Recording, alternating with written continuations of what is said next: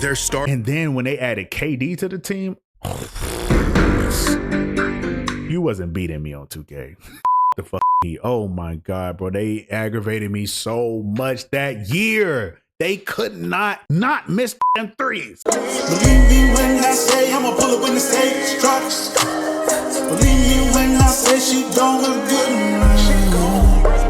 Believe me. Yo, what it is, everybody? It's your boy Srotonn here, but you could call me Tone. All right, listen. They're breaking the NBA again. Now, I think this is an ode to Steph. And listen, if you a real basketball fan, there's no way you can hate on Steph. I don't care. I'm a Celtics fan, so I get it. The nigga cost us our first new championship. But Steph is like that. Let's get into it. Over the last decade, three-pointers have taken over the NBA. The shot transformed from a gimmick so underutilized that the league had to move the three-point line closer to the hoop just to incentivize teams to take more to a shot that now determines the outcome. That's crazy. I did not know that at all. Honestly, I just thought people took more twos because they were easier to make. I'm not gonna lie, that's just what I assumed. Of many games. But after an entire era of seemingly exponential growth, recently the barrage of three-pointers appeared to stabilize. In fact, the league had become so saturated with threes that the scales had flipped and two-pointers became slightly more valuable than three-pointers. Just like anything else, something that was good and effective, but only up to a certain point. And that point had been reached. The shot was pushed to its fullest extent, and the three-point revolution had met its inevitable conclusion. Except it didn't. This season, teams across the NBA are shooting more threes than ever before. Some teams with the majority of all of their shots being Hey man, as you just saw, I'm a Celtics fan, but God, these threes are literally killing me. Because what I don't like about my team, we live and we die by it. We're very good at shooting threes, but the threes is not going to land every single time. It's not. So I'm like, what do we do then? Because they just going to keep shooting them. Like, I feel like that's the game plan, bro. And like, we have guards who can go in and finish, but I don't know. Maybe I'm dead right. Taken from beyond the arc. A new generation of stars more trigger happy from three than the players that came before them. And games that feel like one long three-point contest. Is the NBA on a path to being a league featuring exclusively long balls, layups, and nothing else? Well, in 2015, right about the time the league began to shift away from the basket, Steph Curry attempted 8 It's Steph Curry's fault. It's all Steph Curry's fault. Pointers per game, the highest total in the league that season, and just the 5th player in NBA history to attempt at least 8 threes a game. By the next season, 3 other players joined him as ultra high volume three-point shooters. But by 2020, the number of players across the league attempting at least 8 threes a game jumped to 15.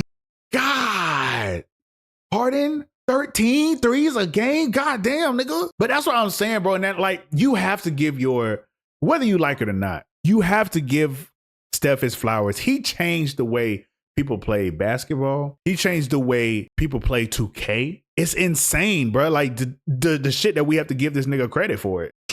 The three-point revolution was long in effect by this point, and it would remain at this level for the next few seasons. The league seemingly finding its equilibrium on threes and how many are even worth taking.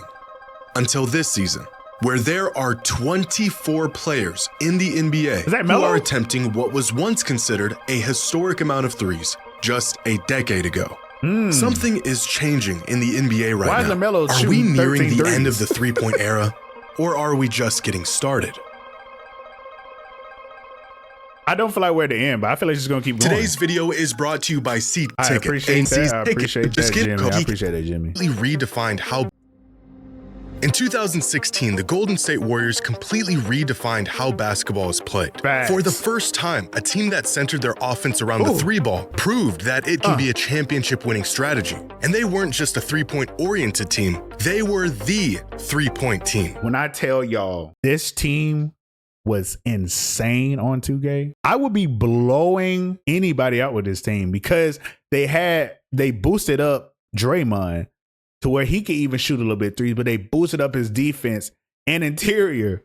So it wasn't easy to score on him. Get the rebound with Draymond. Breakout, you have Curry, Clay, Harrison Barnes, all who can shoot threes. So it literally didn't matter who was out there. This shit was insane. They bucked age-old notions of what great basketball could look like. Their star, And then when they added KD to the team, you wasn't beating me on 2K. No, you wasn't. our duo, named after their shooting abilities, the most influential team of our generation. That Facts. season, the Warriors shot 31.6 three-pointers per game, the second most of any team in league history, 31. and by far the most of any true championship caliber team.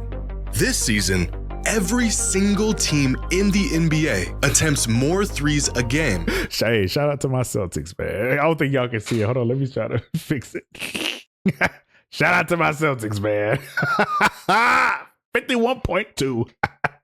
Shout out to the boys, though. Let's go right here.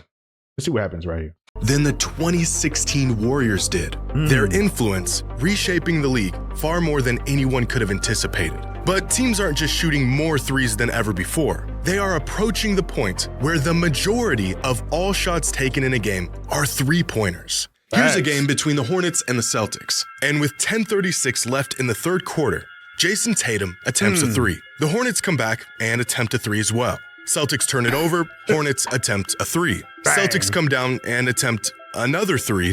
Hornets come down and attempt a three, Hit followed it. by a Celtics Miss three, it. followed by a Hornets three, followed by another three. Celtics switch it up for a moment with a layup, and then right back to a Hornets three. Also, yeah, our new center. Oh, man, I cannot wait till we turn that nigga into. You're going to be a problem. Turnover, Hornets three, Celtics three, Hornets three, Celtics three. This was a real sequence in an NBA game. Right. This actually happened. A 4-minute stretch where both teams combined for nearly 14 consecutive three-point attempts. And it makes you not even want to watch no more. I'm going to be honest with you. I love basketball. I love my Celtics. Most of the time, if they're not playing nobody big like the Lakers, Warriors, like big name people, most of the time I'm catching the highlights. Because it's just boring. It's going to be the same thing. Coming down, three. Coming down, three. Like, it's like, God damn, bro. Do I really want to watch this? If it wasn't for an easy layup at the rim. This is insane. And it's not even out of the ordinary Literally this season. straight 5 Here's out, another bro. sequence between the Celtics and the Knicks. Now, this was already a blowout, so you never know what you're going to get in these situations. I did watch this game, though. We literally wanted to hit that. We already beat a record. We wanted to beat another record, and we didn't stop shooting, bro. But how No matter about how many a times we three ball missed. followed up with a turnover, another three ball, and another three ball, and another three ball, another turnover, three ball, turnover, three ball. Oh, look, there's a layup. And then back to another three ball, and a turnover, and a three ball. And take a wild guess, A three ball. a three ball. 3 straight Oh my minutes God, he of shot that? three-pointers. 8 from the Celtics alone. And they missed all 8. All But of even them. this was nothing compared to what happened in a game between the Hornets and the Hawks. With I a didn't hear minute about and this. 45 seconds left in the first quarter, the Hornets made a mid-range jump shot. Uh-huh. What's so special about this mid-range bucket? Well, nothing.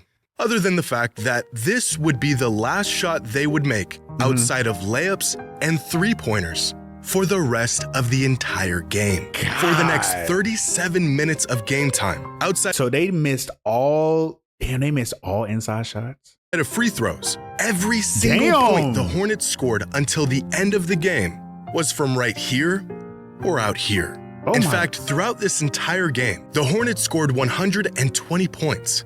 Only 4 of them came from a shot that wasn't a three-pointer, a crazy. layup, or a free throw. And it's like, bro, but is that a bad thing? You know, and I know we like to joke about all we done with the 90s, but I guess I got mad respect for the 90s. But like, is that a bad thing? Maybe for like visuals. Cause like, I ain't gonna lie, I don't want to watch that shit. I feel like it's a little boring. I feel like niggas is not playing defense for real. Them rotations, a lot of teams rotations be ass. So, but I don't know if that's, I mean, the game is changing. I feel like you got to change with it, or I don't know. Viewership for sure. I don't think a lot of people want to do it, but maybe they do, bro. Maybe I'm just an old young nigga. I don't know. Has the complex, rich, and diverse game that we love truly been reduced to this? It certainly feels that way at times. Through 100 games so far this season, a whopping 42% of all field goal attempts have been from beyond the three-point line. 2000 to 2025, 42%. It. a total that has nearly God. doubled since 2012. Sometimes it feels like we're watching one big three-point contest, because at times, Yeah. we are. In fact, at the current rate the league is going, which may or may not continue, half of all shots taken in an NBA game will be three-pointers by the 2032 season. And you know what's crazy? It already feels like it's half the shots. And maybe, you know, something we got niggas like Ja. I can't think of the top of my head, but I'm gonna just say Ja, who's gonna get in there and give you. We got a couple big men. We got niggas like John Collins. We got the big man from Memphis. We got Valanciunas. Like, we got a couple big men that can still stay in there, but it feels like it's still 50%, which is nuts. It's not just that teams are attempting more three-pointers. Teams have regressed to taking only the best, most efficient shots on the court. Three-pointers, layups when they're available, and hardly anything in between. Excluding free throws, 86% of all points scored from NBA teams this season have been from beyond the three-point line or within 6 feet of the basket. Which 20 years ago, only 65% of all points were scored from these zones. Now, this upward trend of near and far and nothing in between, and you would think that they would actually, okay, never mind. I see it now. May not continue. Over the past few seasons, there has been some stagnation in three-point attempt rate, so there may be a shift in the other direction in the coming years. But the NBA tends to follow the leader. What are the winning teams doing, and how can we adapt, emulate, and optimize that style of play? And right now, as much as we can't stand it, winning basketball looks a lot like a three-point shootout. Before the beginning of this season, Celtics head coach Joe Mazzulla said the team planned on shooting a lot more threes this year. They did the math, and it checked out. We need more threes. But outside of Harden's Rockets, last year's Celtics attempted more three-pointers than any other team in NBA history. And this is what my frustration specifically with last year, because it didn't seem like we was super efficient. You know what I mean? Like, we seemed like we took a lot of threes, but I don't feel like we made a lot of threes. And I'm hopefully getting to that we actually made a lot of threes. It just didn't feel like it, especially when we would be losing leads all the time. It was just beating. It was a recipe that was so good, it helped them win a championship. Yes, sir. How many more threes could they possibly shoot? 51. This year's Celtics are shooting 51 three-pointers per game. This year, though. That is 56% of all of their field goal attempts. Arguably the best team in the league, coming off of a championship, is shooting 6 more three-pointers per game than any other team in league history. But are three-pointers and the sheer volume of them really a recipe for winning basketball? And I understand that, but I also feel that that's always been our thing. That's always been like our identity. You know, a lot of people be like, certain teams have certain identities. I feel like we were always a shooting team, even with like Larry Bird. Like, a lot of them couldn't shoot as well as Larry Bird, but I feel like we were always a shooting team. Is this truly the future of the game and what teams will need to do to compete? I just really wanted to get that off. So far this season, teams that win the three-point battle, when they score more net points from three-pointers than their opponent, have won 72% of the time. And this one metric has been more indicative to winning than just about any other. I missed that whole thing. So Nick's update on the impact of threes. Winning net points on threes means winning 72% of the games. And I agree. It seems like the people who makes the most threes, of course, win the most games. But my problem is, what happens when them threes aren't falling? Do you continue to shoot them hoes? Like, that's what it seems like people are doing. At least last year. This year, I don't know. It's still kind of early. It seems like people like, we're missing. It's not going in. Keep shooting. And it's like, is that the best policy though thing to do? I don't know. The time. And this one metric has been more indicative to winning than just about any other. Last season, there was an 85.6% correlation between three-point percentage and winning percentage. The strongest correlation between the two variables in NBA history. Make more three-pointers, greatly increase your odds of winning the game. But that's pretty obvious. Of course, making more threes will better your odds. Exactly. We have seen massive underdogs win games by pouring in three-pointers and hitting. Fuck the fucking Heat. Oh my God, bro. They aggravated me so much that year. They could not miss fucking threes. They just kept making them over and over and over. More than they probably should have. Will teams eventually reach the threshold of three-pointers that are worth taking in a game? Or is the shot just so valuable that we will inevitably see a league that finds no value in taking any shot outside of the long ball? There must be a sweet spot between shooting exclusively threes and no threes, where we will eventually see the limit of good, viable three-pointers. Oddly enough, the league may have already met that limit. As previously mentioned, three-pointers used to yield more points per shot than two-pointers for many years. Teams eventually figured this out and they capitalized on it. But this inadvertently led to two-pointers becoming more valuable as teams focused their defensive efforts on stopping 2000, the three ball. They got spread thin, the rim opened wide up, offenses got rid of long mid-range jumpers, and for the first time in over 3 decades, two-pointers produced just as many points per shot as three-pointers. How do we know if or when teams are shooting too many threes? Well, intuitively, it would be at the point where three-pointers lose their statistical advantage over twos, which has already happened. That's what I'm saying. I thought I was going crazy, bro, because I'm like, I don't know the stats, y'all. I'm not a stats demon.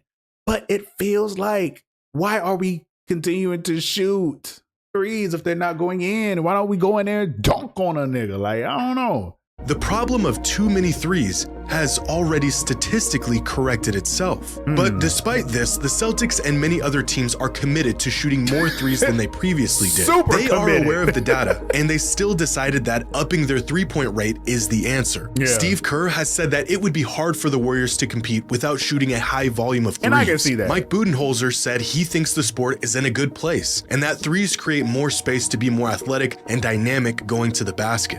And I agree with all that, especially with the Warriors, because that's their whole that was the whole thing of their dynasty, bro. It was hard to guard them because they played 5 out, kinda ish. You know what I'm saying? Like, it's gonna be hard to break, even though, I ain't gonna lie, if you're a Warriors fan, your time is this is coming up. But you know, I get it.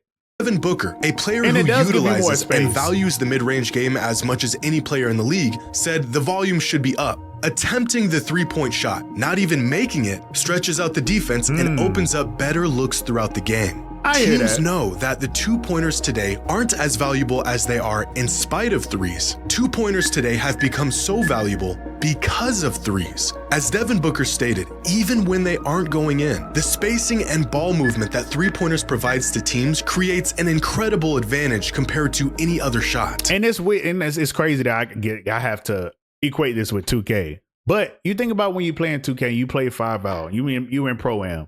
If you just play 5 out, most of the time you're gonna win the game. All you gotta do, have a good ass guard who can get to the goal. Somebody's gonna help. Rotations ass, boom. Oh, that shit's not open behind you. To the hash, boom. So I get it. And then once they start to pick up on that, get some cuts in there. And then because they so focused on y'all shooting 3, I've been lighting up on the 3. So by that time, the game's over. It's too late. They up by 20. In fact, it's no coincidence that points per shot on two-pointers began to climb rapidly at the same exact time as the three-point revolution. When you force teams to guard the 3, you also force them to give up the 2. This whole time, we've been watching these games thinking teams are shooting way too many 3s. And all along, they weren't just shooting 3s because they're worth more points. They've been shooting more 3s to create more points in other areas. The direct benefits of volume three-pointers actually plateaued quite a while ago. Teams aren't yielding more points per shot on 3s today than they did a decade ago. But the indirect benefits of volume 3s continues to grow the more teams make and take them, which means, in theory, the number of 3s we're seeing teams take could continue to climb, despite the fact that they are already at the peak of their direct statistical advantage. But just how much further could this go? Well, this is where things get really interesting. If we ignore the caliber of teams and the efficiency of their shooting and just look purely at volume, then through over 150 games so far this season, teams have found by far the most success when they shoot somewhere between 46 and 52% of all of their shots from beyond. So you saying shooting, not even making. I guess I can see that. So like I said, what I said before, is it a bad thing? You know, if this play style opens it up overall, is it truly a bad thing? Now for viewership, maybe. I don't know if niggas gonna want to watch that. They might, but I don't know if niggas gonna want to watch that the whole for 82 games. I don't know. Maybe not. But for wins and you being there for when your team get in the playoffs, I feel like it might be a good thing. The arc. This season, when teams put up a three-point attempt rate between 46 and 52%, they have won over 70% of the time. Meanwhile, teams that shoot at a rate outside of this hypothetical sweet spot have won just 48% of the time, which means despite as many three-pointers teams are shooting, statistically, they may still not be shooting enough. And it may only be a matter of time before teams use this information and slowly creep towards this rate of 50% of all of their shots. And then you have to look at as well, look at it in real life. If you know somebody can't shoot, you're not going to guard them. Most likely you're going to play somebody who you know double team or like, you know what I'm saying, play in between the paint and then the person who can actually shoot. So you can get the steal. So consisting of three-pointers. I can see it. Last week, Nick Wright had a great monologue discussing the advantages of volume three-point shooting and how teams who can design an effective offense built around them have an incredible statistical advantage.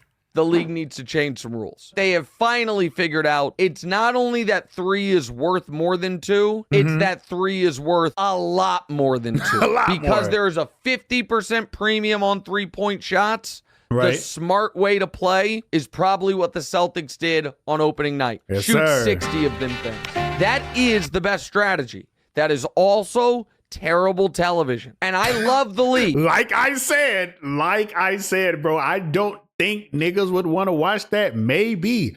I don't want to watch that. But I guess it's good to see your team actually get there to the league. But I love it. But this is not sustainable. At its core, the NBA is at its best when dudes are flying over people, meeting them at the rim. 100%. Hanging out at the three-point line, hoisting 30-footers is not good TV. And you are going down a path where the games are less compelling television and the fans are worried, do the players even care? It's just a warning to a league I love. You are playing a dangerous, dangerous game. that's real talk. And maybe they should, maybe this is oh my God, look at a young old Kendrick Perkins.